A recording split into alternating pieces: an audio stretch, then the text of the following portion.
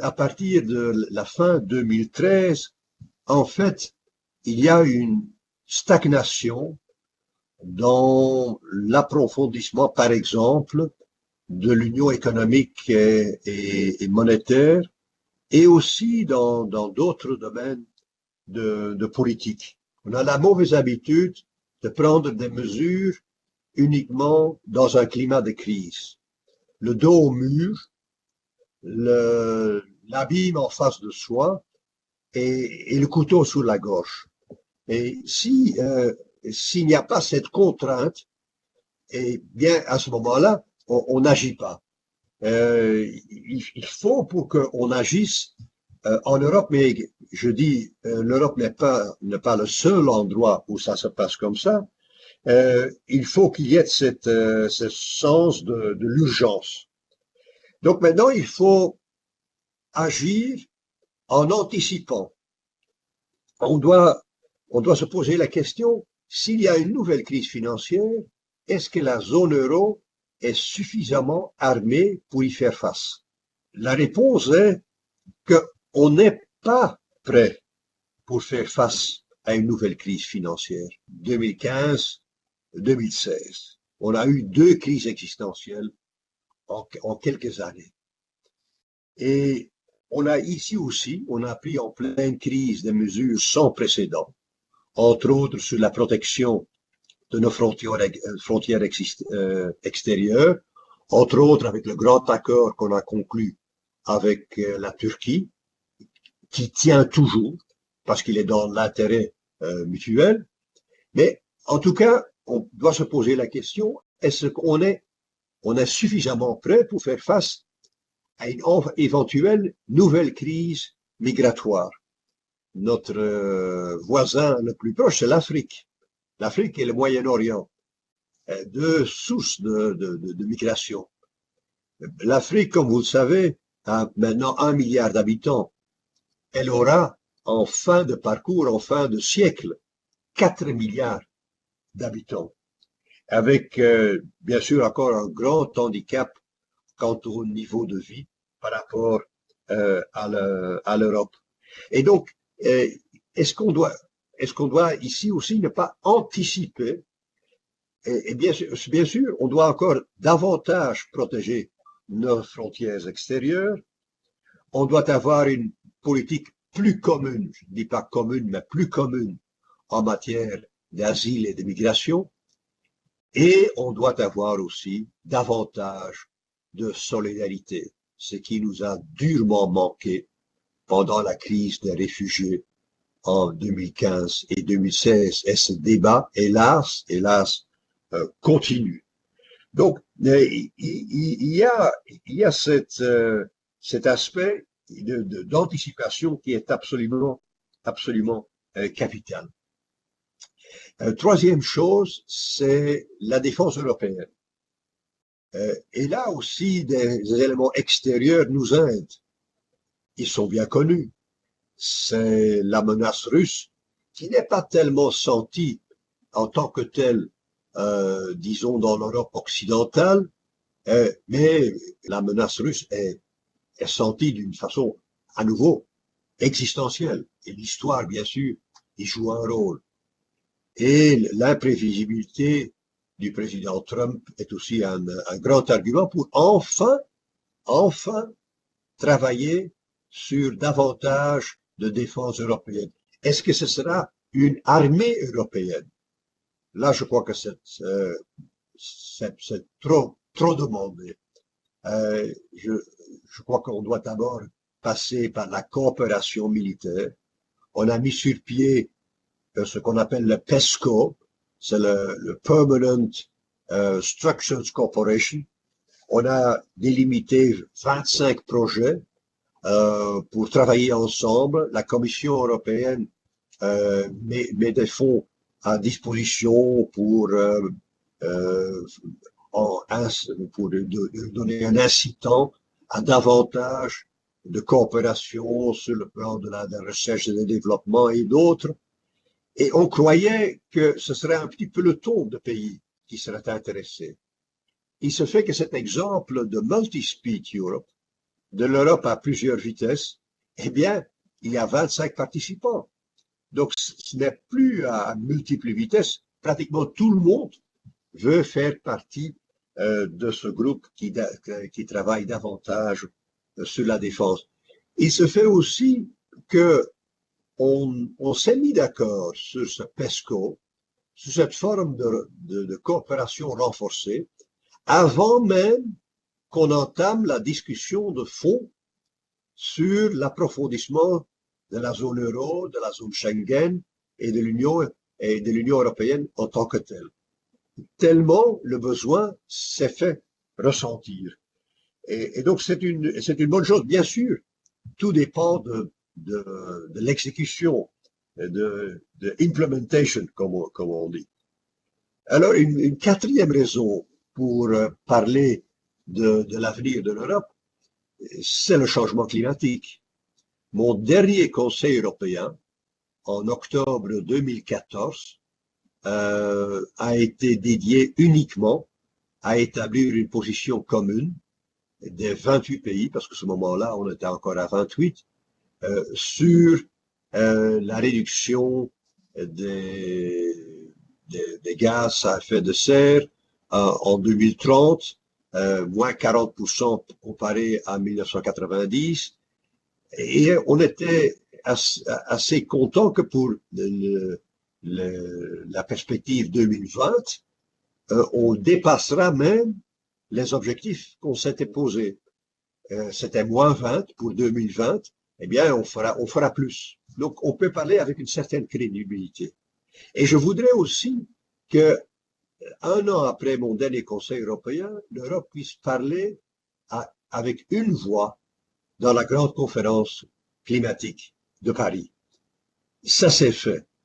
Et l'Europe a pris, disons, le leadership d'un groupe qui s'est dit le plus ambitieux de 192 pays qui étaient rassemblés à Paris.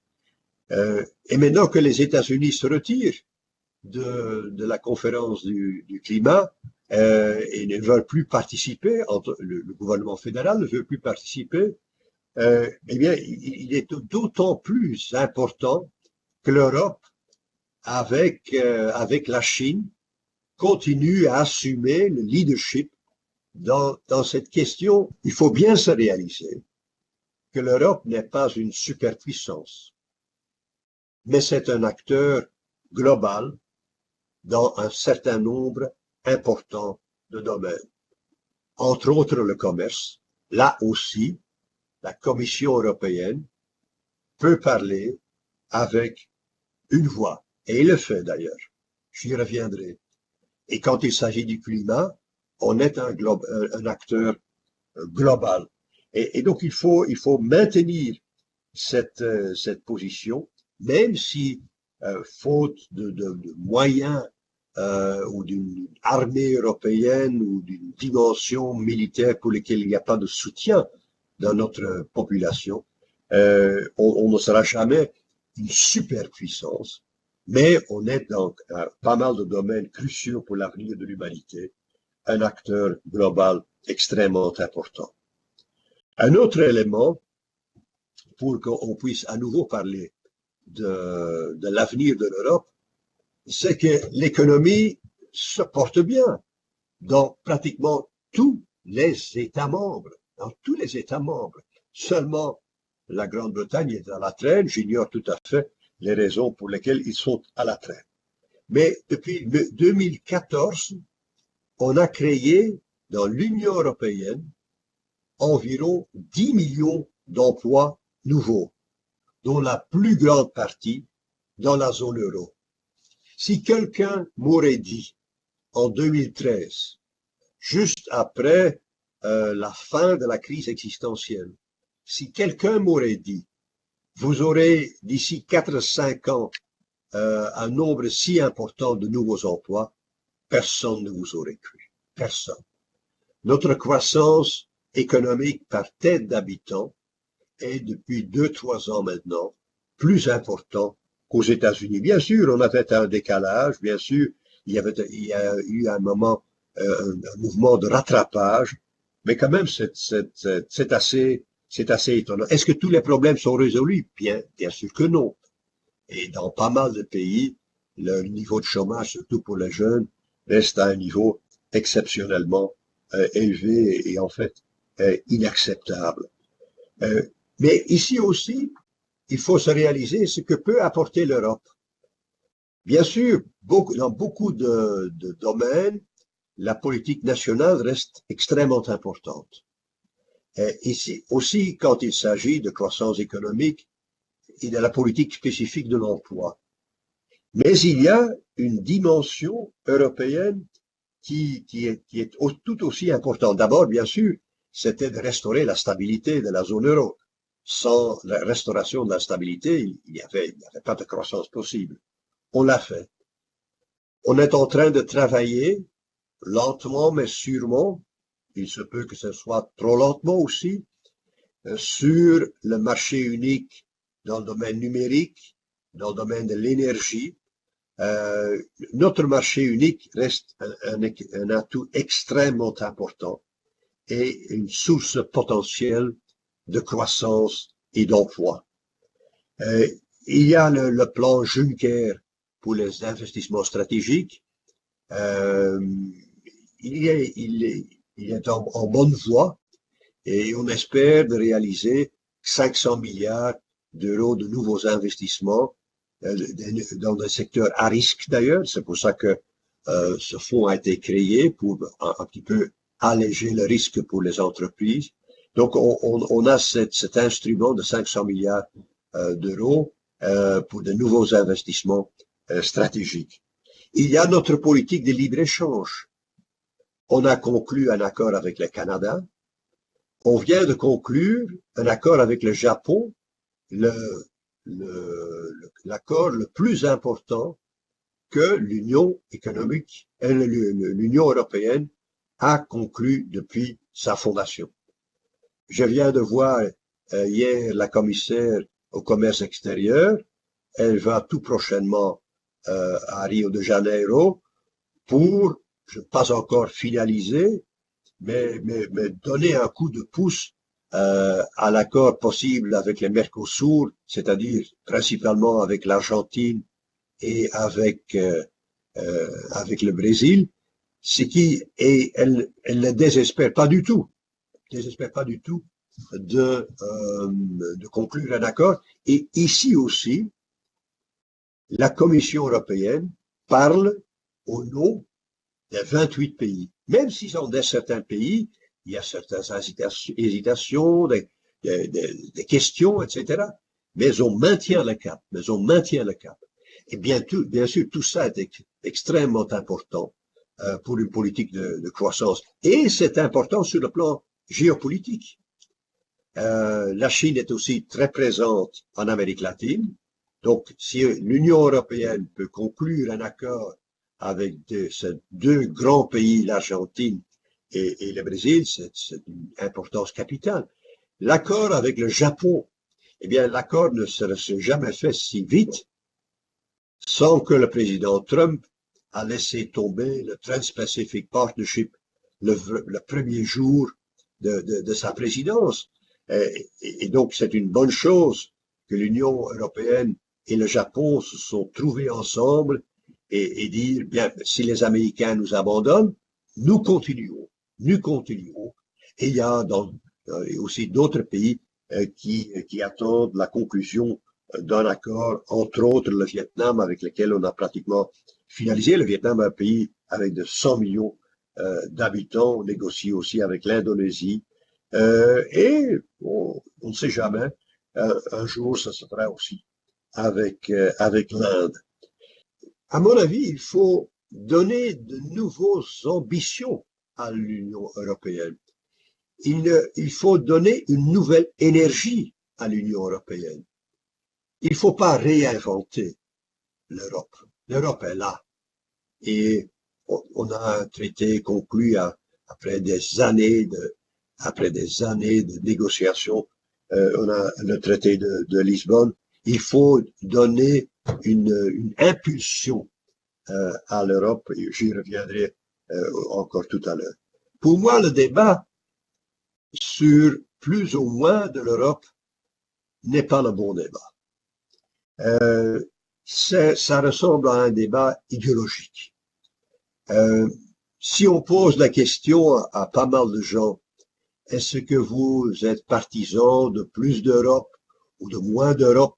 Il se peut qu'une grande partie dans le climat de eurosceptique dise moins d'Europe. Mais si on pose la question, oui, mais on a besoin d'une union économique et monétaire plus forte pour résister à une crise éventuelle. Et bien sûr, il faut rendre la zone Schengen plus solide pour faire face à une crise migratoire. Il faut combattre le terrorisme, il faut combattre le dumping social, le dumping fiscal, le dumping commercial. Là, la réponse des gens peut être tout autre. Donc, il faut pas que ce soit dans un débat idéologique. Le Brexit nous a montré les limites ce qu'on appelle le national control. Dans un monde globalisé, dans un monde avec une telle grande interdépendance, même des grands joueurs, eh bien, ils ne sont pas ils sont pas déconnectés, ils sont pas une île. Et donc, il faut se rendre compte que il y a des limites à la souveraineté nationale. Mais à nouveau, moi, je ne poserai pas le problème d'une façon idéologique. Je poserai le problème à partir des politiques qu'on veut mener, et en fonction des politiques qu'on veut mener, eh bien, il y a une dimension nationale, il y a une dimension européenne, et c'est comme cela qu'on doit aller de l'avant. Il y a aussi dans tout cet exercice d'approfondissement de l'Union européenne aussi le débat difficile sur la solidarité. Et on retrouve la solidarité d'ailleurs dans tous les domaines. Si on veut approfondir l'union économique et monétaire, et par exemple dans l'union bancaire, bien, on a organisé la surveillance unique de toutes les banques de la zone euro. On a mis sur pied un mécanisme de résolution de crise.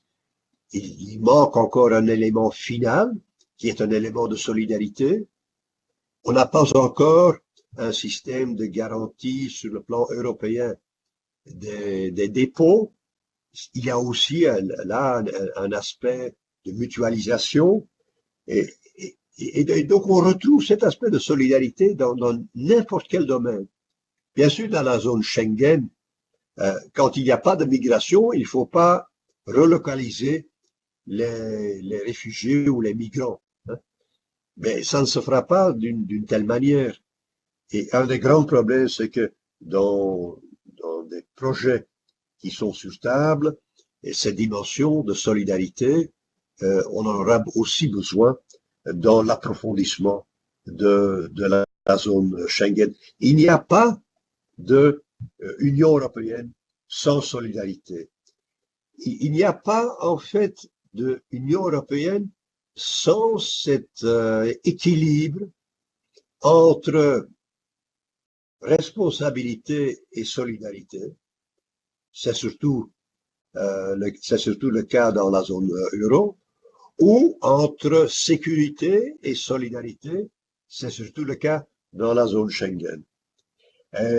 Et donc il faut chercher cet équilibre. Qui est mieux placé que la France et l'Allemagne pour développer des idées? Et bien sûr, certains ont dit oui, mais c'est le vieux moteur, le monde a changé, on est à 28, etc. C'est vrai. Mais en tout cas, pour la zone euro, c'est toujours le cas. Pourquoi? Parce que la France et l'Allemagne sont représentatifs de deux valeurs, deux sensibilités fondamentales de la zone euro.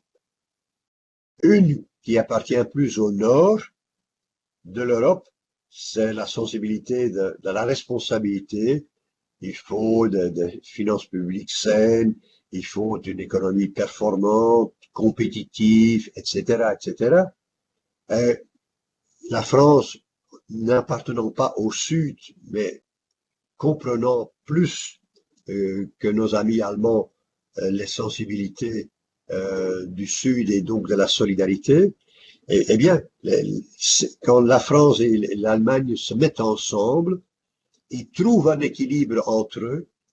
C'est un équilibre qui peut être considéré comme un précédent ou comme une avance, c'est un autre mot, pour un accord futur entre les 19 pays de la zone euro. Pour la migration, c'est beaucoup plus compliqué. Parce que là, la France et l'Allemagne ne sont pas représentatifs pour toutes les sensibilités de, de la zone de l'Union européenne. Quoi qu'on doit dire aussi que il n'est pas défendu qu'ils y réfléchissent aussi, et d'autres qui s'y plaignent qu'on est en train de décider sans eux, ce qui ne sera pas le cas d'ailleurs. Eh bien, mais ces pays-là, surtout la Pologne, la Hongrie et d'autres pays, mais ils ne sont pas prêts à s'engager dans un compromis. Donc, il ne faut pas trop se plaindre. Euh, Simplement dire non à toutes sortes d'initiatives ou d'équilibre entre solidarité et sécurité, ça ne fait pas avancer les choses. Mais il faut en tout cas, dans l'Union européenne, pour l'approfondissement du projet, un leadership. La France et l'Allemagne peuvent jouer un rôle, mais bien sûr, le président du Conseil européen, et il est en train de jouer ce rôle, doit préparer le consensus entre les 28. La Commission européenne a lancé déjà pas mal d'idées, food for thought, et donc j'espère qu'après la formation du nouveau gouvernement allemand, et espérons que ça se fasse pendant le week-end, et bien le temps est mûr pour commencer à agir et mettre, disons, des idées fraîches sur la table. Donc, il y a tous ces éléments-là qui peuvent jouer un rôle dans un nouvel exercice pour nous donner une nouvelle énergie à l'Union européenne. Ce que je crains le plus, c'est un manque d'ambition pour pas mal de raisons. La première raison, c'est la peur du populisme. Dans pas mal de pays, certains disent, oui, mais parler davantage de l'Europe, c'est jouer dans la carte des populistes qui sont souvent aussi des mouvements anti-européens. Et donc, on ne va pas leur donner des arguments pour développer encore davantage un discours anti-européen. Et donc, certains pays disent systématiquement non, entre autres dans l'Europe occidentale. Ne croyez pas que c'est uniquement dans d'autres parties de l'Europe que ça se fasse. Mais si dans quelques années, on n'a pas de résultats en termes, ou pas suffisamment de résultats en termes de migration, en termes de terrorisme, en termes de réchauffement climatique, en termes d'emploi et d'autres, eh bien, on vous verra le reproche. Qu'avez-vous fait entre-temps? Qu'avez-vous fait de ce window of opportunity, de ces quelques années qui nous étaient mis à la disposition par le président Macron et qui a vaincu les populistes en France? Eh bien, qu'est-ce que vous avez fait de cette fenêtre d'opportunité? N'ayez pas peur, mais certains de nos collègues ou anciens collègues au Conseil européen ont peur. Et en fait, leur position est qu'il faut pas prendre de risques. Quand je dis ma crainte est le manque d'ambition, je peux aussi employer un mot plus doux, hein, euh, un mot qui n'est pas inspiré par la peur, mais sur une certaine risk aversion, hein, éviter le risque. Et, et en fait, eux disent, mais où est le problème? L'économie marche bien, il n'y a pas de crise migratoire, les pays, les citoyens de nos pays ont besoin de stabilité après la crise multiple. Euh, et donc, où est le problème? Où est le problème? Est-ce qu'on ne peut pas continuer comme on continue? Ma réponse, je ne vais pas la répéter, c'est que cette fois-ci, il faut anticiper. Mais j'ai aussi de mon expérience quelque chose que je voulais vous communiquer aussi. Moi, j'étais ministre du budget dans les années 90. Et j'ai beaucoup appris de l'effet boule de neige. Si on postpose de prendre des mesures en termes de déficit public et de dette publique, eh bien, les problèmes se gonflent, augmentent, et on crée un effet de boule de neige. Et l'effort pour rectifier le tir est d'autant plus grand. Est d'autant plus grand. Et c'est aussi un exemple qu'on peut utiliser pour, par exemple, dans le climat, le plus qu'on attend, le plus dur ça sera. Mais il faut vaincre ce sentiment de peur et ce sentiment d'éviter des risques. Et on peut uniquement le combattre et aller au-delà s'il y a du leadership. S'il y a des pays, des institutions européennes, mais je pense, je le répète, je pense à la France et à l'Allemagne, s'il y a des pays qui prennent les choses en main et qui se disent, écoute, on doit prendre certaines décisions qui ne sont pas les plus populaires, mais on le fait quand même. Mais on le fait quand même. Ça, c'est le vrai leadership. Il faut aussi se mettre en tête que l'Europe, dans le monde globalisé, sur le plan de l'équité et de la démocratie, a toujours une avance, mais sur le plan économique, on est dans une guerre économique et à nouveau, on n'a pas le choix, on n'a pas le choix d'attendre trop longtemps. Il y a une expression que j'ai empruntée du philosophe français Dominique Moïsi. Dominique Moïsi dit, dans la géopolitique des émotions, l'Asie est le continent de l'espoir, l'Europe est le continent de la peur, et le monde arabe est le continent de l'humiliation.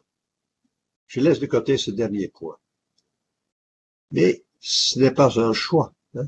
Il faut que nous soyons, redevenons la patrie de l'espoir.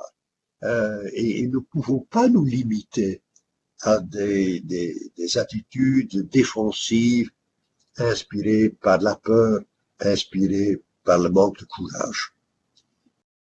Mesdames et messieurs, le Brexit, bien sûr, est là encore aujourd'hui. Il est là. Et certains me disent, oui, mais c'est ça peut se produire dans d'autres pays. Eh bien, je vais quand même développer une thèse plus optimiste. Nos amis britanniques croyaient que le Brexit était le début d'un effet de domino, que d'autres suivront. D'ailleurs, ils étaient relayés à un moment donné par le président Trump. Ça ne s'est pas produit. Au contraire, on voit dans pas mal de pays que l'adhérence, le soutien au membership de l'Union européenne est devenu nettement plus élevé. Même dans un pays comme les Pays-Bas, qui ne sont pas des plus européens, il y a une nette augmentation du soutien à l'adhésion de l'Union européenne. Est-ce que ça veut dire qu'on est dans une situation d'euphorie? Naturellement pas. Hein. Il ne faut jamais exagérer. Mais quand même, un autre élément qui m'a beaucoup touché, c'est que après les élections françaises, au Front National, on a dit, parce qu'on en était tout à fait convaincus qu'on a perdu, entre autres, sur l'Europe. Ceux qui ont vu le débat entre Macron et Le Pen en étaient témoins. Eh bien, ils ont dit, après les élections présidentielles, on peut réaliser notre programme sans quitter l'Union européenne et la zone euro. C'est un chiffre remarquable. En Autriche, on peut être heureux, moins heureux, ou pas heureux du tout avec la nouvelle coalition, mais elle n'a pas de programme anti-européen. Et quoi qu'il y a, disons, un parti très populiste au sein du gouvernement, parce que ils ont vu, ils ont l'expérience que l'Autriche, les Autrichiens ne veulent pas quitter l'Union européenne, ne veulent pas quitter la zone euro. On a vu en Italie, il y a un an, que le parti des 5 étoiles a voulu rejoindre le groupe libéral au Parlement européen, qui est un des plus pro-européens du Parlement européen. Et donc il y a même dans le populisme ce sentiment que l'opinion publique rejette le exit. L'opinion publique qui est tellement déstabilisée ces dernières années ne veut pas ajouter instabilité à l'instabilité. Et donc il y a ce shift dans l'opinion publique qui est quand même remarquable. À nouveau, est-ce que ça veut dire que le climat est prêt à un exercice d'approfondissement de l'Union européenne? Ça, c'est autre chose. C'est pour ça que le leadership est extrêmement important. Nos amis britanniques, bien sûr, le Brexit est pour nous une amputation politique du premier degré, mais vous savez, en psychanalyse, il y a le principe du plaisir. Ça, c'est le Brexit. On quitte. Hein. Comme Serge Gainsbourg le disait dans le temps, je viens te dire que je m'en vais, hélas. Mais il y a aussi le principe de la réalité. Et le principe de la réalité, on le découvre chaque jour. Chaque jour. On essaye de l'éviter, de le contourner, de le nier. Mais la réalité est là. La réalité qu'on est dépendant de l'Union européenne et dépendant du reste du monde, mais surtout dépendant de l'Union européenne. Et donc, ce débat se fera encore les mois et les années qui nous suivent. Mais ce qui est aussi réconfortant, c'est que la jeune génération a voté pour rester dans l'Union européenne. On m'a expliqué quand personne ne change son comportement électoral, d'ici 5-6 ans, la tendance est totalement renversée pour des raisons biologiques et pour des raisons démographiques. Ce qui aussi montre que c'est aussi un débat entre l'avenir et le passé, mais je ne vais pas davantage provoquer. Mais nos amis britanniques croyaient que eux étaient des précurseurs, que l'Union européenne était en train de se disloquer et que le premier pas a été posé le 23 juin 2016. Il n'en est rien. Et nos amis britanniques se sont encore une seconde fois trompés. Ils croyaient que l'Union européenne, qui même après 40 ans, ils connaissent mal, eh bien, ne saura jamais développer une position unique. Et il se fait que M. Barnier peut parler au nom de 27 pays. Il peut le faire depuis un an et il continue à le faire. Et là aussi, c'est une grande surprise. Tout cela ne m'empêche pas à espérer qu'on trouvera une solution négociée, parce qu'en fait, c'est un divorce par consentement mutuel qui est inscrit dans les traités.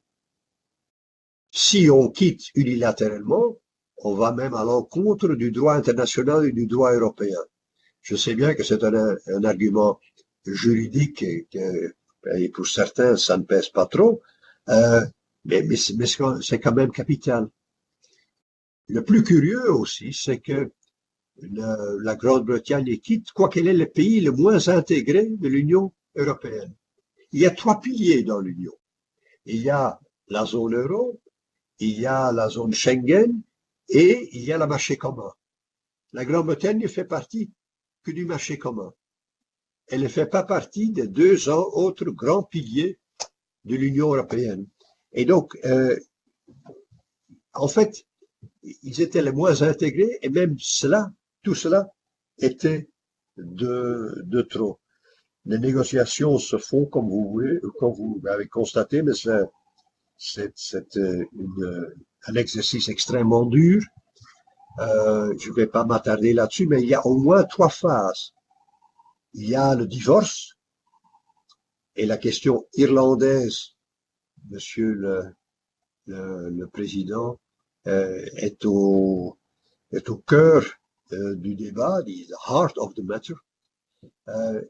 Il y a la transition et il y a la relation future, accord de libre-échange et un accord sur la sécurité et dans d'autres domaines aussi, des accords qui doivent se faire. Mais s'il n'y a pas d'accord sur le divorce, tout est bloqué. Et c'est bien sûr un obstacle majeur. La transition est extrêmement inévitable, pour ainsi dire, parce que le moment où la Grande-Bretagne quittera l'Union européenne le 29 mars 2019, on ne sera pas prêt avec la relation future. Et s'il n'y a pas de transition, on tombe dans le néant. Dans le néant. En fait, ça équivaut même pratiquement à un retrait unilatéral. Donc, il faut une période de stabilité. L'Union européenne dit que c'est une période d'environ 21 mois. Personnellement, je crois qu'on devra étendre cette période encore, parce qu'on ne sera pas prêt avec un accord de libre-échange. Mais donc, c'est une négociation qui est capitale, encore plus pour que la Grande-Bretagne que pour l'Union européenne. Et on n'est pas encore au bout de nos peines. Mais le Brexit ne peut pas nous empêcher à continuer à penser à l'élargissement de l'Union européenne. On est en train de négocier avec la Serbie, on va le faire avec l'Albanie, on négocie déjà avec la Monténégro. Donc il faut continuer. Et pour le Balkan occidental, c'est assez capital, parce qu'il y va de la paix, il y va aussi de la géopolitique, l'influence de la Russie, les ambitions et les appétits de la Turquie sont énormes dans cette région. Et en fait, eux savent que dans le Balkan occidental, qu'il y a vraiment à la fin du parcours qu'une grande option, c'est l'Union européenne.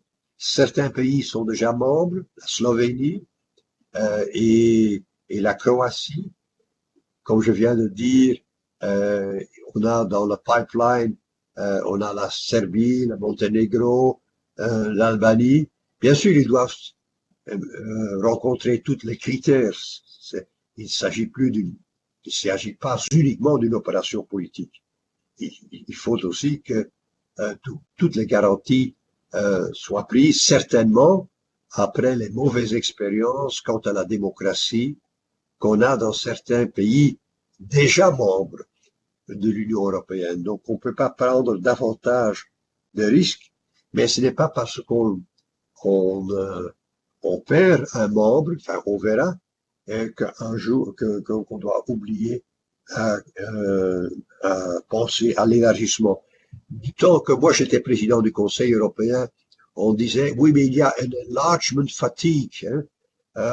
Donc on veut plus entendre parler de l'élargissement. Mais on a accueilli la Croatie, même en parlant tout le temps de l'enlargement fatigue. Et il faut aussi dire, et je l'ai dit hier encore à Varsovie, que il faut bien se réaliser, et le Brexit, comme je l'ai dit, est un exemple, que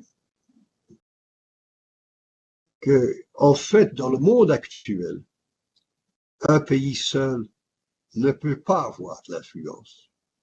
Il faut avoir des alliés, il faut avoir des amis. La Premier ministre britannique a parlé à Davos, tout près de chez vous.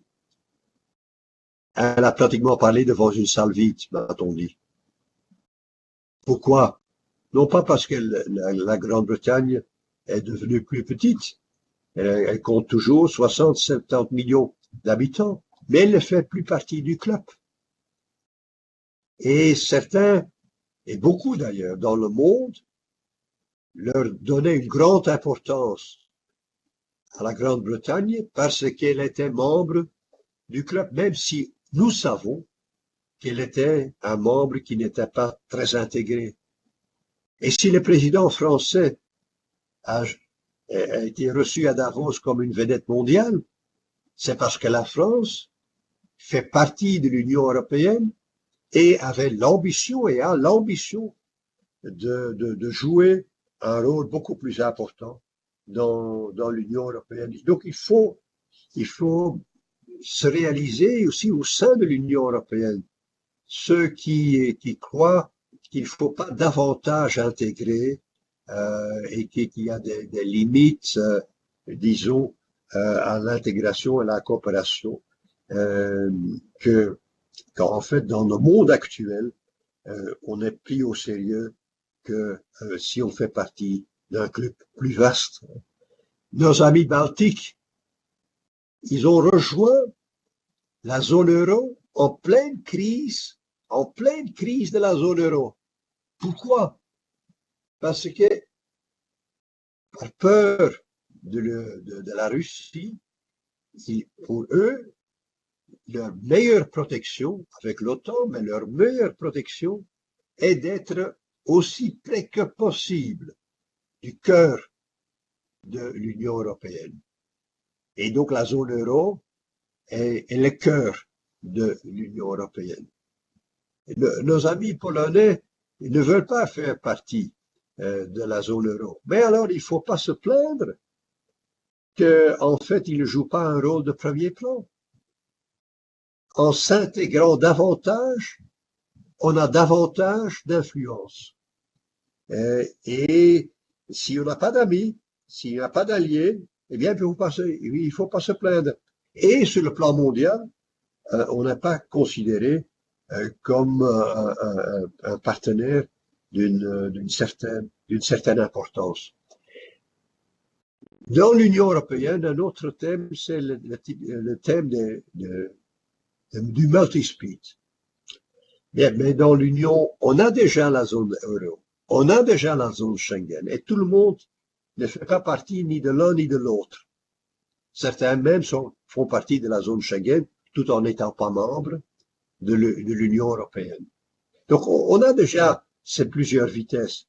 On a aussi des instruments qu'on a mis sur pied dans le traité de Lisbonne, qu'on a à peine employé. Et donc moi je ne ferai pas tellement un cas. Et s'il y a des pays qui veulent aller de l'avant en utilisant les instruments du traité, eh bien ils ont le droit de le faire, mais les autres ont le droit à chaque moment, de rejoindre le groupe. Mais ce qu'on ne peut pas faire, c'est que ceux qui veulent aller de l'avant, de les empêcher à le faire. C'est un équilibre subtil, mais c'est un équilibre qui peut marcher. Mesdames et messieurs, je vais entamer ma toute dernière série de réflexions. Dans la campagne pour le Brexit, c'était le slogan des Remainers, c'était Stronger Together, hein, plus fort ensemble. C'est bien sûr le cas. Et donc, on doit, dans trois domaines, dans le domaine de la prospérité, dans le domaine de la sécurité, migration, défense européenne, dans le domaine de l'équité, parce qu'il y a aussi une dimension européenne dans cet aspect-là. Dans ces trois domaines, il y a beaucoup d'initiatives à prendre. J'ai déjà énuméré pas mal d'entre eux. Certains doivent être pris sur le plan national, certains sur le plan européen. Mais même ceux qui relèvent de la compétence nationale, eh bien, on peut les utiliser dans chaque État membre selon sa spécificité, mais tout en allant dans la même direction. Et on doit y ajouter une dimension spécifique européenne, comme je l'ai déjà dit, renforcement du grand marché, le plan Juncker pour les investissements stratégiques, notre grand programme scientifique le plus important au monde, Horizon 2020, tout notre dispositif dans le climat, dans la politique climatique, etc. Ce sont des instruments à dimension européenne spécifique. Donc il y a toujours plusieurs composantes. Et on a bien se réaliser qu'on néglige souvent cet aspect spécifiquement européen. Et je parle d'expérience. Dans la crise de la zone euro, certains disaient, oui, mais si tout le monde met sa maison en ordre, des finances publiques saines, des entreprises compétitives, un marché du travail qui fonctionne mieux, qui est moins rigide, etc., eh bien, le problème est réglé. Bien, on a travaillé pendant 2 ans sur ce schéma-là. Ça n'a pas fonctionné. On a convaincu les marchés le jour où on a dit non, il y a aussi une dimension systémique dans la crise. Il y a une dimension purement européenne. Et le jour où on a mis sur pied l'union bancaire avec la surveillance unique, entre autres, de toutes les banques de la zone euro, et que la Banque centrale européenne, institution européenne par excellence, s'est engagée dans la défense de l'euro, et le faisait déjà davantage, mais avec une détermination sans égale, eh bien, ce jour-là, on a vaincu la crise.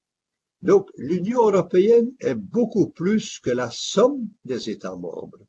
L'Union européenne est aussi quelque chose qui s'ajoute à tout ce qu'on a sur le plan national. Et c'est une dimension que je voudrais encore une fois mettre en exerce. Et donc, ma dernière réflexion est celle-ci. En fait, le projet de relance de l'Union européenne fait partie d'un projet de rééquilibrage de nos sociétés. Et rééquilibrage dans quel genre, dans quel sens? Il y a d'un côté l'ouverture et il y a d'autre côté la protection. Là, il y a une très belle paire de mots que j'aime beaucoup, c'est space and place. Space, c'est l'Europe, c'est le monde, place, c'est l'endroit où on se sent rassuré, on se sent chez soi, on se sent davantage protégé. Il y a encore d'autres mots pour définir le même phénomène. De quoi s'agit-il? Il faut garder nos économies ouvertes. C'est la base de notre prospérité. Ma région flamande, est sortie de la pauvreté et du sous-développement. Le jour où on a ouvert les frontières. La Pologne et l'Ukraine avaient le même revenu par tête en 1990, au début de l'implosion du système communiste. Ils ont maintenant un revenu par tête qui est 3 à 4 fois plus important que l'Ukraine, qui est trop longtemps resté en fait dans le système soviétique. Je parle économiquement parlant. Et donc il faut garder cette ouverture de nos économies. Free and fair trade. Et par extension, tout ce qui a trait à cela. Il faut garder nos sociétés ouvertes, nos sociétés de tolérance, mais aussi nos sociétés où on exige que tout le monde adhère aux valeurs fondamentales de notre civilisation unique. Droits et devoirs, il faut qu'on respecte notre état de droit, l'égalité entre les sexes, le principe de la non-discrimination, la séparation de l'Église et de l'État, et je pourrais continuer. Donc, c'est la base de notre société ouverte. Et bien sûr aussi notre démocratie ouverte. Et là, le problème se pose en Pologne et dans d'autres pays. Et la Commission est en train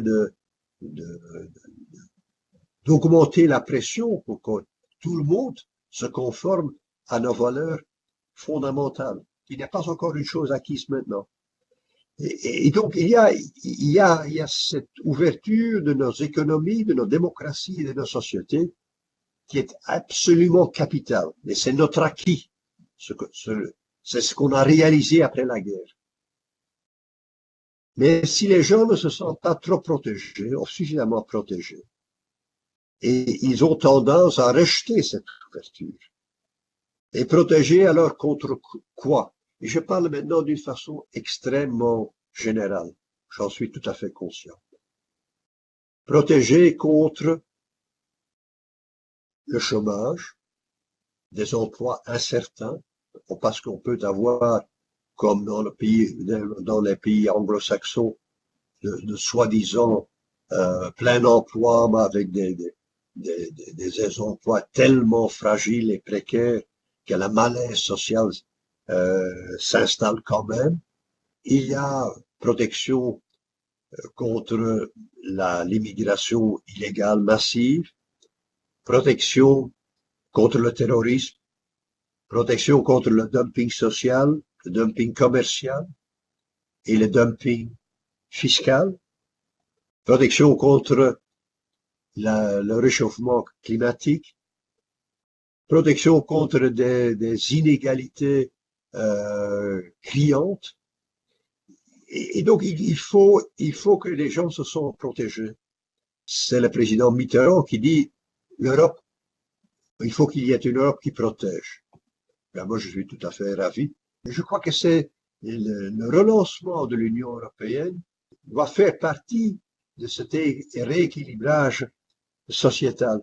C'est pas uniquement un problème de l'Europe ou de l'Union européenne. C'est un problème qui s'est installé dans chacun de nos États membres.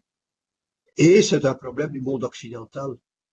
Quand on voit ce qui se passe dans la société américaine, on en est tout à fait convaincu. C'est un problème qui dépasse le projet européen, mais en tout cas, on peut y apporter, ou contribuer à apporter une solution. Voilà, mesdames et messieurs, quelques idées seulement food for thought pour l'avenir de l'Union européenne. Je pourrais, dans chacun des domaines, donner des exemples encore plus concrets. Ça se fera bien sûr les idées, les mois et les années qui viennent. Je suis moi-même président d'un think tank européen où il y a beaucoup travaillé. D'ailleurs, le rapport est très bien reçu par les institutions européennes et les leaders des institutions européennes. Ce n'est pas le problème, mais ce que je voulais vous donner ce soir, c'est mon sentiment profond, c'est mon ambition profonde, et de vous décrire ce qui est nécessaire en termes de contenu, en termes de leadership, pour relancer notre projet européen, qui doit rester un projet d'espoir. Et malgré tout, même si on est considéré comme un continent, disons, de la peur, moi je reste un homme d'espoir. Merci beaucoup.